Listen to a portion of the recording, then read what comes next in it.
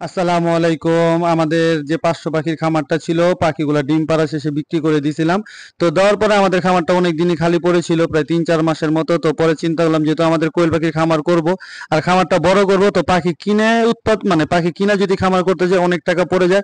আর পাখি যদি আমরা নিজেরা মানে উৎপাদন করতে পারি বা আমরা নিজেরা ফুটে নিতে পারি, তাহলে আমাদের প্রত্যেক মাসে পাখি বাড়বে আর আমাদের খরচও কম হবে। আর এটা অনেক ভালো যে 100% মহিলা পাওয়া যায়, কারণ পাখি কিনতে গেলে তারা দেখা যায় যে মহিলা পাখি কম, পুরুষ পাখি বেশি দিয়া দেয়। যার কারণে আমরা প্রতারিত হই আর আমাদের খামারটা লসের মুখে পড়ে।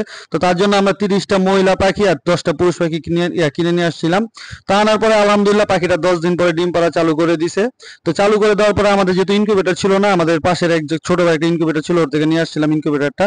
তাই না চিন্তা করছি যে 200 ডিম দেওয়া যাবে। আর ওর এই যে ইনকিউবেটরটা দেখতেছেন, এটার মধ্যে 200 ডিম দেওয়া যায়।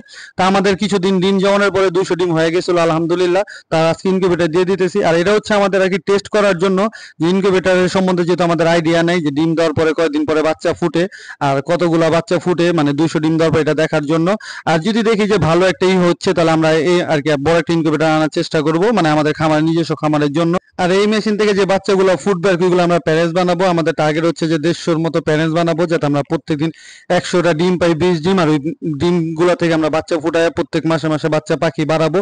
তো আল্লাহর রহমতে দেখা যাক, আমাদের ডিমগুলো সাজানো শেষ। আর আমরা যেহেতু মেশিনটা কখনো ইউজ করি না, এটা আমরা চেক করে দিতেছিলাম যে আর্দ্রতা কেমন হয় বা তাপটা কিরকম হয়, আর তাপটা কিভাবে কন্ট্রোল করে, সবগুলো আর কি চেক করে দিতেছিলাম। তো দেখলাম যে অত কঠিন না, যদি কেউ একবার দেখে তাহলে এটা শিখে যাবে। তো আল্লাহর রহমতে আমারও মানে প্রথমবার অত কষ্ট হয় নাই। আর এই যে ভিতরে যে বাটিটা দেখতেছেন, এটা হচ্ছে পানি দিয়ে দিতে হয়, এটা হচ্ছে আর্দ্রতাটা ঠিক রাখে। আর প্রথমবার ডিম বসাতে আমি খুব ভয় পেয়ে গেছিলাম, মানে ধাপ করে ট্রেটা পড়ে গেতে নিছিল যে।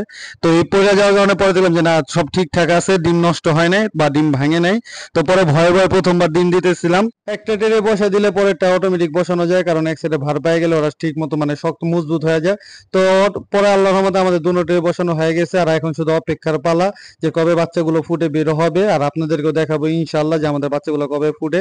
তো সবাই আমাদের ফার্মের জন্য দোয়া করবেন, আমাদের যাতে ফার্মটা বড় করতে পারি। আর আমাদের ভিডিও যদি ভালো লাগে অবশ্যই আমাদের চ্যানেলটা সাবস্ক্রাইব করবেন। আসসালামু আলাইকুম।